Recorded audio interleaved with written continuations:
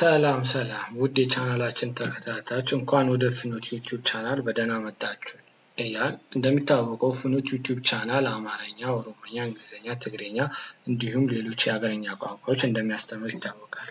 በተጨማሪም ከታች ባለው ስልክ በቴሌግራም፣ በኢሞ፣ በዋትስአፕ እኛን መከታተል ይችላሉ። ላይክ፣ ሼር፣ ሰብስክራይብ በማድረግ የቻናላችን ቤተሰብ ይሁኑ።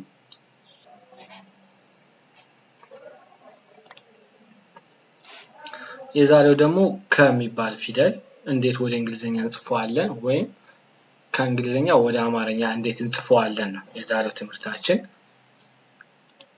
ለምሳሌ ከ ወደ እንግሊዘኛ ሲጻፍ ኬኢ ነው። ኩ ሲጻፍ ደግሞ ኬዩ ነው። ያው ሁሌም ቢሆን የመጀመሪያ ፊደል ከሆነ ኢ የሚባል ፊደል ይጨመርበታል ብለናል። የሁለተኛ ፊደል ዩ የሚባል ፊደል ይጨመርበታል ብለናል። ሁሌም ይሄ ኪ ሲጻፍ ደግሞ ኬ አይ ነው። ካ ሲጻፍ ኬ ኤ ነው። ኬ ሲጻፍ ኬ ኢ ነው የሚጻፈው። ክ ሲጻፍ ኬ ብቻውን ይጻፋል። ኮ ሲጻፍ ኬ ኦ ይጻፋል ማለት ነው። ወደ ቀጣዩ ፊደል ወደ ወ ፊደል ስንሄድ ደግሞ ወ እንዴት ይጻፋል ካላችሁ ይሄ የምታዩት ፊደል ይሄ በአማርኛ ወ ይባላል። በእንግሊዘኛስ እንዴት እንጽፈዋለን ነው እዚህ ጋር ጥያቄው። በእንግሊዘኛ እንዴት እንጽፈዋለን ከተባለ ደብሊው ዩ ነው ማለት ነው። ው ፊደል በአማርኛ እንደዚህ ነው። በእንግሊዘኛ ደብሊው ዩ። ዊ ከተባለ ደብሊው አይ። ዋ ከተባለ ደግሞ ዋ ፊደል እንዴት በአማርኛ እንደዚህ ነው። በእንግሊዘኛስ እንዴት እንጽፈዋለን ካላችሁ ደብሊው ኤ ነው።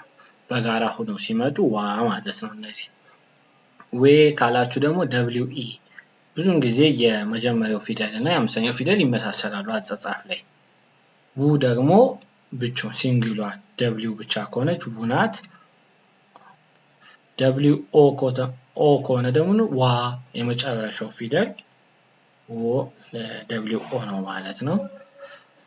ዘስ እንዴት እንጽፋለን ነው አሁን ወናየን። ዘን ደግሞ እንዴት እንጽፋለን ካላችሁ ይሄ እቺ ዘ ፊደል እንዴት እንጽፋታለን ካላችሁኝ ዘ ዜድ ኢ፣ ዙ ዜድ ዩ። አሁን ዜድ ኢ ኩኖ ከበጣ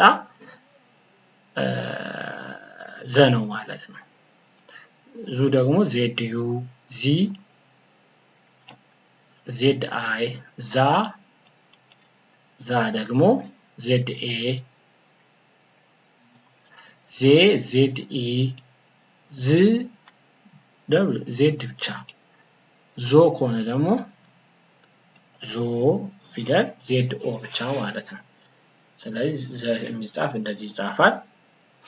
አሁን ወደ ቀጣዩ ወደ ዠን ስንጽፍ ዠ እንዴት ይጻፋል? ዠ ይሄ በአማርኛ ዠ፣ በእንግሊዘኛስ እንዴት እንጽፈዋለን ካል ሶስት ናቸው። ዜድ ኤች ኢ ሆኖ ከመጡ በጋራ ዠ ማለት ነው። ፊደል ዠ ነው ማለት ነው በቀላል። ዡ ደግሞ ዜድ ኤች ዩ ዡ ነው ማለት ነው። ያ እንደነገርኳችሁ ኢ ከመጨረሻው አሁን እዚህ ጋር ኢ ከሆነ ይሄ ፊደል የመጀመሪያ ፊደል ነው ወይም ሊሆን የሚችለው የአምስተኛ ፊደል ነው ወይም የመጀመሪያ ፊደል ነው ማለት ነው። ከዩ የሚባል ፊደል ከመጣ ከመጨረሻው ከጎኑ ይሄ ፊደል ማን ነው? የሁለተኛው ነው ማለት ነው። ይሄ አሁን ዡ ነው ማለት ነው። ዢ ሲጻፍ ደግሞ አይ የሚባል ፊደል ይጨመርበታል ማለት ነው። ዣ ደግሞ ኤ የሚባል ፊደል ዜድ ኤች ኤ ከሆነ ዣ። ዤ ከሆነ ደግሞ ዜድ ኤች ኢ ነው ማለት ነው። ዜድ ኤች ከሆነ ደግሞ ዢ እንደዚህ ማለት ነው። እንደዚህ አሁን ብቻውን ሲንግሏን እቺ ስድስተኛ ፊደል ናቸው ማለት ነው። ሰባተኛ ፊደል ደግሞ ዜድ ኤች ኦ።